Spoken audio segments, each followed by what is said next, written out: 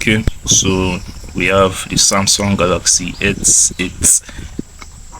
As you can see, the Samsung Galaxy S8 in 2026. Is it worth it? Like, should you get this phone? Can you use this phone? So let's just go over the S8. The S8 came out back in, I think, 2017. Like, it's a very old phone, nearing like um, almost 10 years at this point, like 8 years or so. As you can see, this one I have here is like it's chopped. The back is chopped, and the screen also has this ink. As you can see, it's not like in the best condition, but it works pretty well.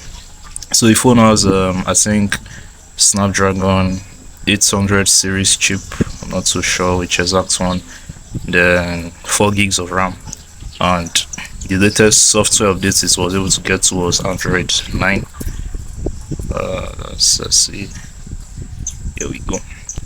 Android 9. So this was actually the first Samsung phone, like Samsung flagships, that stopped having the home button. So all these Samsung phones prior to this all had home buttons. But you look at this screen. Screen is just beautiful, and that's another thing about these phones. The thing that usually impresses me about all these older flagship phones is their screen. Like, even like 5, 6, 7, 8, 10 years later from some of these devices, the OLED screen is still beautiful. Even though this one, is already a little bit busted, and you can tell there's like this line on the display, this yellow line, as you can see. There's like this line on the display. It's not so obvious, but this screen is still amazing. This is a 1440p Super AMOLED curved display. This one Samsung used to do curved screens back in the day. I don't know why they stopped doing this thing. Honestly, part of the reason is like it was just a gimmick. That is the line I was trying to. But it's just a gimmick because most people don't really like it, so it's so annoying for a lot of people. But at the same time, like this is just beautiful. Like, this is literally just beautiful. Sometimes I just sit down to admire the screen of this phone. Now, as you can see, I have mine all the way to 1440p. Don't know if my camera will focus. Here we go. 2960 times 1440. So that was like a 2K display. Very bright, very vibrant, very beautiful. But this is like the 4 gigs of RAM, 64 gig model. So nothing too special. So the things I try to use this for like my day-to-day life. Like, I use this for my everyday life. The other thing that everybody's always curious about is camera. So how is the camera holding up in 2026? Well, the camera is actually not bad. Like, camera is actually pretty good. Like, it's not the best though, don't get me wrong. Like, it's still far from perfect, but at the same time it's not bad at all. Like it's just, I would say it's like good enough to just get the job done, but not anything crazy or impressive that will blow you away. Like, if you want any impressive, super impressive, crazy cameras, go and buy like the more modern, latest Samsung phones. But just to take basic pictures, right? Like, to take pictures for reasonable things, like, the phone is still very good, as you can see.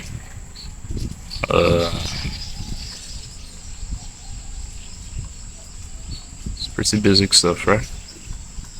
Okay. No, nothing too crazy, nothing special. So this one, the selfie camera of this one is a little busted though.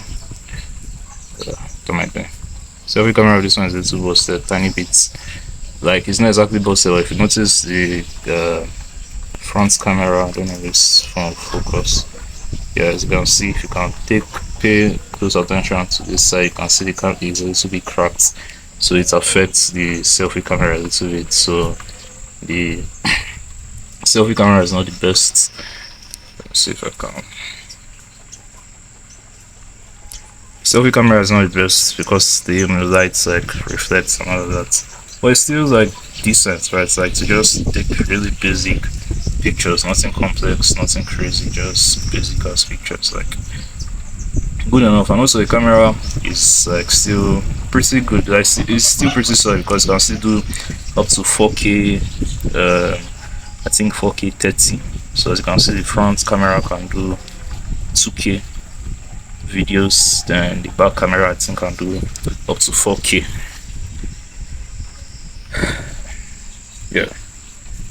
2160. But and the thing also I was about to say is like this is just 64 gigs, so when if you are recording 4K videos, your phone storage is going to get filled up pretty fast. But also that's the beauty that this things used to come with expandable storage, so you could actually put an SD card or something, and you know you should all be well. So in terms of performance, day-to-day performance, I would say it's pretty okay. Like like I used to say, nothing crazy, nothing special. Like to surf the web, you know, it's okay. To watch videos, it's okay. Alright, you can see scrolling, so it's smooth. And also it's not like it doesn't have like a super high refresh rate, it's still 60 hertz. But if you want all that, you know, play. So as you can see, it works pretty well, and it can play up to 4K. Obviously my network won't be fast enough to play the video in 4K. I doubt if it's low because my internet speed at this side is pretty slow, but 4K, like I can see 2160, and the video can still play. Let me see if we'll be lucky. Yeah, see, it's working. Can watch 4K videos literally, right? Like it's like the phone is still really solid. The phone is still really solid and impressive, right? So that's all, and that's in terms of just performance. As long as you're just using it for like basic day-to-day stuff, right? Nothing crazy.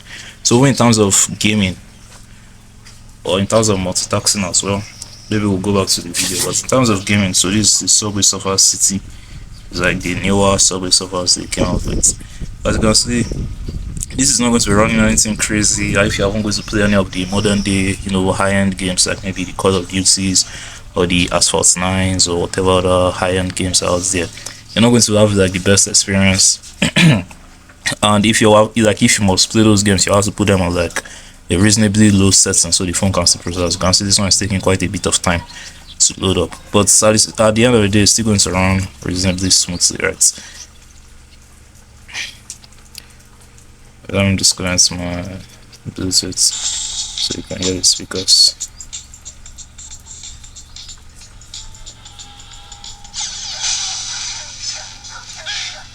So you can see it's not the smoothest, like you can see the lag here and here, but it's not like unplayable, right? Like it's still reasonable.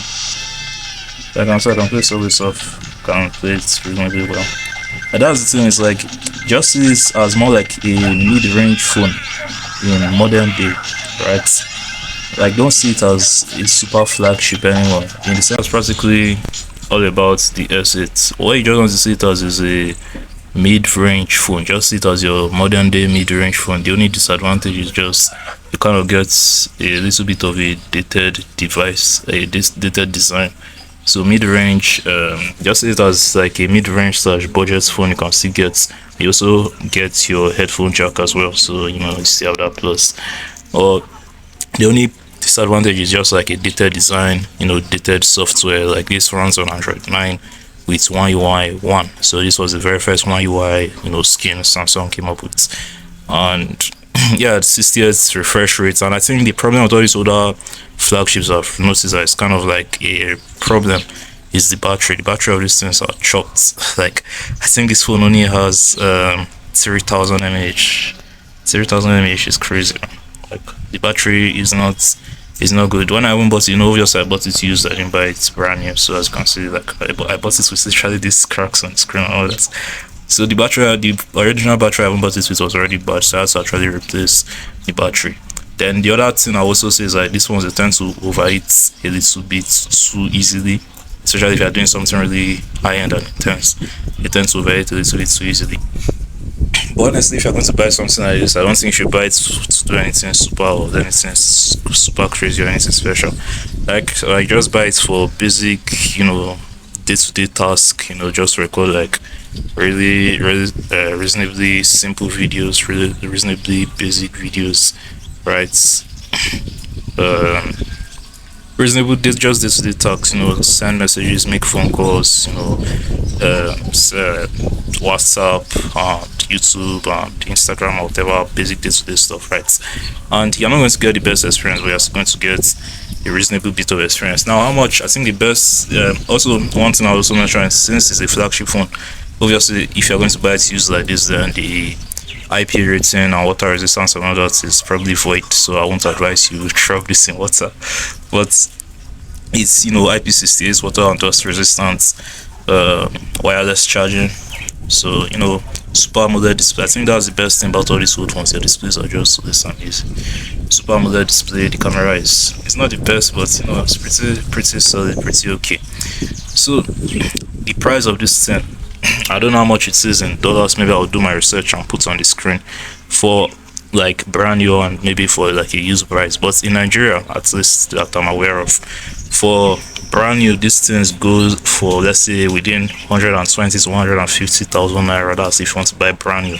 But I don't think I'll ever recommend anybody to buy this phone like brand new, except you just have the money and you really like the phone, and go ahead. Because for that same price, there are way better phones you could buy that are maybe still older flagships, but it's like way better. But for used, so it depends on the level of use, right? So like this one, I was pretty lucky. This one, I actually got this one for 30,000 naira. Like I was that lucky. So it was actually 50, but I bargained to 30 and the guy agreed. But like I said before, the battery was busted, so I did have to change the battery. So you could be lucky. So let's just say within 30 to, let's say, 60, 70, 80k, you should be able to get one. So maybe this might have a little bit of crack on the screen, or the battery might be busted, or maybe the camera doesn't work and you might need to replace it, or it might just look really old and rough and all that. But within 30 to, let's say, 70, 80k, you should be able to see this phone. And will I recommend you, like, if you if you have 30 to 70k, yes, this is actually one of the best phones you can buy for that price.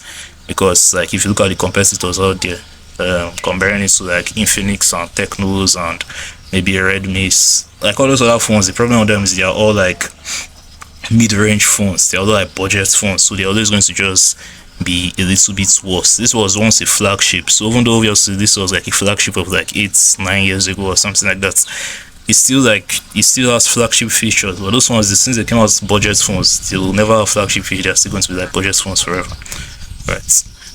So yes, I recommend the phone. The S8 2026 still kicking, still I can still use it for a lot of your day-to-day tasks, even like in terms of Play Store. And another reason why I love Android, like Android supports apps like for a longer period of time. If it's like an iOS device that came out around the same time, so let's say something like iPhone 8 or an iPhone 10 or iPhone 7, like a lot of modern day apps won't really be supported on it on iOS, because you can't like updates, I think, after iOS 15 or something like that. But it's on Android now, you still get pretty much like 90% of all your basic day-to-day apps you use on Android, right? So yeah, if you have 30 to 70k naira, that's because I'm Nigeria, yeah, I'll highly recommend the phone. But if you have more, if you have more money, if you're not that broke, like if you could save up a little more, there are better options out there for sure. But this is still solid, this is still kicking, and I would still recommend people to actually buy this one.